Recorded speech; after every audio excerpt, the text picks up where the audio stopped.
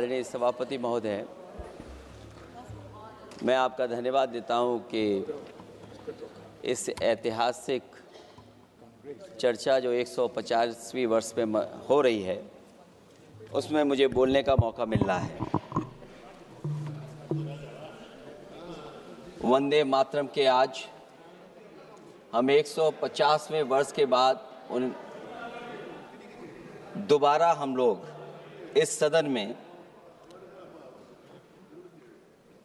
याद कर रहे हैं और हमें गर्व है इस बात का कि हम लोग इस समय पर बंकिम चंद्र चट्टोपाध्याय जी को भी याद करें, जिन्होंने इतना शानदार और ऐसा राष्ट्र को गीत देके गए हैं जिस गीत ने लाखों लाख लोगों को जागरूक किया, उनके बीच उत्साह भरा और आज़ादी के उस समय पर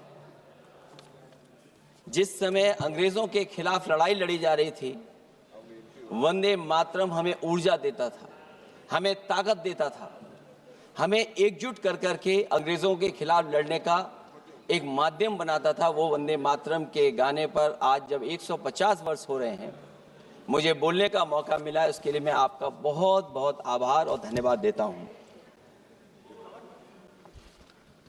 ये वंदे मातरम जिस तरह के हमारे पूर्व में कांग्रेस पार्टी के नेता गौरव गोगोई ने जो बात रखी, उस भावना से जोड़ता हुआ और वंदे मातरम की भावना से जुड़ता हुआ जिस समय कलकत्ता के कांग्रेस के अधिवेशन में रविन्द्रनाथ टैगोर जी ने गाना गाया, गीत गाया, उसके बाद लोकप्रियता इसकी आम लोगों के बीच पहुंच गई। और जब कभी भी लोगों को अंग्रेजों के खिलाफ लड़ना होता था तो यही वंदे मातरम का नारा दे करके लोगों को जोड़ने का काम करते थे। हमारा कोई भी आंदोलन रहा हो, स्वदेशी आंदोलन रहा हो, उसमें भी हम लोग इसी नारे के साथ चले। वंदे मातरम को लेकर के हम लोग इतना देश को एकजुट कर दिए कि अंग्रेज घबराने लगे। और जब अंग्रेज घबराने लगे तो जहां कहीं भी वो देखते थे कि ये नारा लग रहा है, वहां पर देशद्रोही का कानून लगाकर लोगों को जेल भेज देते। ये भी इतिहास है कि जिस समय बंगाल में बच्चों ने गाना गाया, इस गीत को अपने क्लासरूम में गाया, उस समय भी अंग्रेजों ने उनके खिलाफ मुकदमा लगा के उन्हें जेल भेजने का काम किया। ये वंदे मातरम अंग्रेजों ने बैन भी कर दिया। 1905 से लेकर के 1908 तक बैन कर दिया गया और बैन के बाद भी लोग माने नहीं, हमारे क्रांतिकारी लोग माने नहीं और वंदे मातरम को हमेशा उन्होंने अपने दिल और दिमाग में रखा और जनता के बीच में इस आंदोलन को आगे बढ़ाते रहे। सभापति महोदय, जो हमारे सत्ता पक्ष के लोग हैं वो हर चीज को ओन करना चाहते हैं। ये 150वें वर्ष में जब हम वंदे मातरम याद कर रहे हैं, बंकिम चंद्र चट्टोपाध्याय जी को हम याद कर रहे हैं कि उन्होंने इतना महान गीत हमें दिया है। सत्ता पक्ष के लोग समय समय पर हमें देखने को मिलता है कि जो महापुरुष उनके नहीं हैं या जो चीज उनकी अच्छी नहीं है, उनको वो ओन करना चाहते हैं। 150वें वर्ष वंदे मातरम, मैं अभी वो बात कहूंगा और मैं बात कहूंगा और हमारे मंत्री जी उसका जवाब देना। सभापति महोदय, क्योंकि ये बात ओन करने की आ रही है, अपनाने की बात आ रही, तो मैं सभापति महोदय, मैं अपने सत्ता पक्ष के लोगों को याद दिलाना चाहता हूं। सत्ता पक्ष के लोगों की जो पार्टी आज है, भारतीय जनता पार्टी, जिस समय गठन हो रहा था, हमारे मुंबई और महाराष्ट्र के लोग जानते होंगे कि जिस समय गठन की चर्चा थी, उस समय आपके जो अध्यक्ष चुने गए थे, उनको जो भाषण देना है उस पर भी बहस चल रही थी। और बहस इस बात की थी कि भारतीय जनता पार्टी सेकुलर रास्ते पे जाएगी, सोशलिस्ट रास्ते पे जाएगी कि नहीं जाएगी। तमाम विरोध के बाद भी उस समय के उनके राष्ट्रीय अध्यक्ष जो चुने गए थे, उन्होंने वही रास्ता अपनाया अपने भाषण में। समाजवादी आंदोलन, समाजवादी विचारधारा और सेकुलर रास्ता अपनाया। और वही नहीं, जो उनका मंच था उसमें जयप्रकाश जी की तस्वीर लगा करके भी उन्होंने लोगों को ये भ्रम फैलाने की कोशिश की कि जेपी के रास्ते पर भारतीय जनता पार्टी चलेगी। बताएं माननीय मंत्री जी, आप कितने सेकुलर हैं आज, कितने सोशलिस्ट हैं आज? अभी गौरव गोगोई जी ने ठीक कहा, इंडिगो का हवाई जहाज उड़ नहीं रहे हैं, उड़ नहीं रहे कि उड़ाए नहीं जा रहे हैं? उड़ाए नहीं जा रहे। और क्या बात कही गई थी कि गरीब भी उसमें चल सकेगा। इसलिए सभापति महोदय, मैं बात दूसरी तरफ नहीं ले जाना चाहता हूं। वंदे मातरम सिर्फ गाने के लिए नहीं है, निभाने के लिए भी होना चाहिए।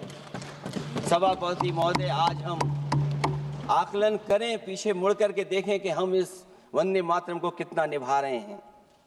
जिस वंदे मातरम ने आजादी के आंदोलन में सबको जोड़ा, आज के दरारवादी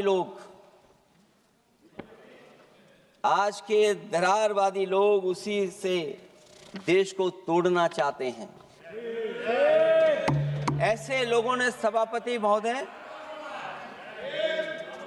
ऐसे लोगों ने पहले भी देश के साथ दगा किया और आज भी कर रहे हैं। ये चर्चा तो जोड़ने का काम करेगी ना अखिलेश जी, क्योंकि आज वंदे मातरम की चर्चा, वही मैं कह रहा हूँ, वंदे मातरम में जोड़ने का ही काम करेगी। वंदे मातरम कोई दिखावा नहीं है, ना ही राजनीति का विषय है। क्योंकि सभापति महोदय, हम जब ये चीज इनके विचारों से, इनके भाषणों से जब बाहर सुनते हैं तो ऐसा लगता है कि वंदे मातरम इन्हीं का बनवाया हुआ गाना है। जिन्होंने, सभापति महोदय, जिन्होंने आजादी के आंदोलन में भाग ही नहीं लिया है, वो वंदे मातरम का महत्व क्या जानेंगे। सच तो ये है कि सरफरोश लोग वंदे मातरम दिल से बोलते थे। उन आजादी के दीवानों के खिलाफ कुछ लोग अंग्रेजों के लिए जासूसी और मुखबिरी का भी काम करते थे। दरअसल ये राष्ट्रवादी नहीं बल्कि राष्ट्र विवादी लोग हैं। जहां विवाद करना हो, कभी अंग्रेज विवाद कर करके, डिवाइड कर करके, डिवीजन कर करके राज किया करते थे। सभापति महोदय, आज भी वही रास्ता कुछ लोग अपना रहे हैं। वो डिवीजन का रास्ता अपना रहे हैं, डिवाइड का रास्ता अपना रहे हैं, दरारवादी रास्ता अपना रहे हैं। इनका इतिहास खंगाला जाए कि इन्होंने आजादी के पहले और आजादी के बाद वंदे मातरम क्यों नहीं गाया। ये सभापति महोदय, आज जब हम वंदे मातरम पे इतनी चर्चा कर रहे हैं, जिस भाव से हम लोग यहाँ बैठे हैं, कम से कम ये भी खंगाला जाए इतिहास में कि वंदे मातरम कुछ लोगों ने कब गाया। उन मुखबरों से ये सवाल पूछा जाए कि स्वतंत्रता के बाद भी उन्होंने अपना गीत क्यों बनाया। उनकी एक रंगी सोच ने तिरंगा क्यों नहीं फहराया। वंदे मातरम सियासत के झूठे राष्ट्रवादियों के लिए नहीं है, गलत लोगों की गलत मंशा पूरा देश समझता है। और केवल यही नहीं ओन करते हैं, कभी कभी भारत माता का जो चित्र है, जो पेंटिंग कभी बंगाल के महान लोगों ने बनाई थी,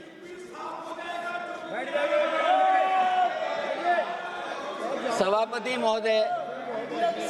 महोदय इनको देख लीजिए और फिर बैठ जाओ। सभापति महोदय, राजभर जी आप बैठिए, आपके नेता बोल रहे सभापति हैं। महोदय, आपके वंदे नेता बोल रहे हैं, आप मातरम का बैठिए ना। भाव ये भी था कि कम्युनल पॉलिटिक्स नहीं चलेगी और कम से कम हमारे उत्तर प्रदेश के साथियों ने कम्युनल पॉलिटिक्स को अंत किया है वहां पर जहां से कभी इन्होंने शुरू की थी। राजभर जी, और आप बैठिए, सभापति महोदय, वंदे आप मातरम बैठिए। एक भाव के रूप में हमारे अंदर बसा है। चाहे उसके शब्द न याद हों, चाहे अर्थ न मालूम हो, चाहे पूरा याद न हो, उस सच्चे भारतीय के अंदर देश प्रेम की भावना जगाने के लिए इसके दो शब्द ही काफी हैं। जो सच में देश की एकता और अखंडता चाहते हैं, जो भाईचारे को बुनियाद मानते हैं, उनके लिए दो शब्द भी पर्याप्त हैं जो इस वंदे मातरम से हमें मिलते हैं।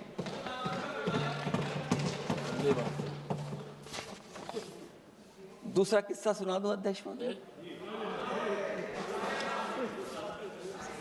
सभापति महोदय, इनका इतिहास खंगाल लीजिए, पूरा निकाल लीजिए। चुनावी सभाओं में कभी बाबा साहब भीमराव अंबेडकर जी की तस्वीर ये लोग नहीं लगाते थे। ये बात अगर सही हो तो बता दो। और ये तस्वीर कब लगाना शुरू किए? इनका एक सहयोगी साथी संगठन, जिस समय समाजवादी पार्टी और बहुजन समाज पार्टी ने मिलकर के इन्हें उत्तर प्रदेश में हरा दिया था, उसी दिन के बाद से बाबा साहब भीमराव अंबेडकर की प्रतिमा और तस्वीर लगाने लगे।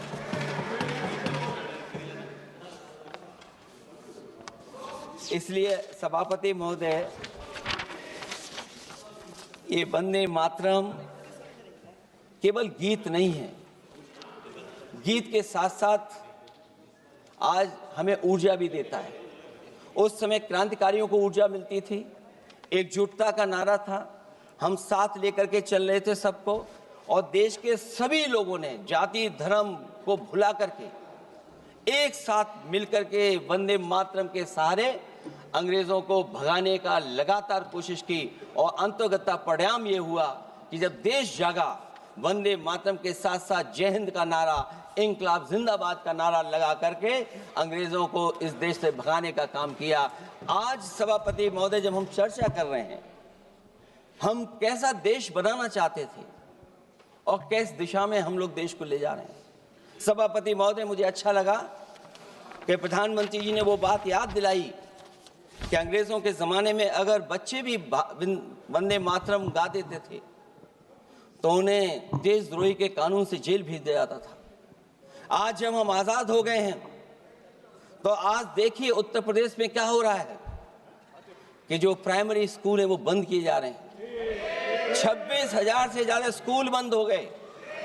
और जब बच्चों को पढ़ाने के लिए हम लोगों ने जिम्मेदारी उठाई, पीढ़ी के समाज के लोगों ने जागरूक होकर के पढ़ाने की कोशिश की, तो कभी अंग्रेजों ने मुकदमा लगाया था बच्चों पर देशद्रोह का।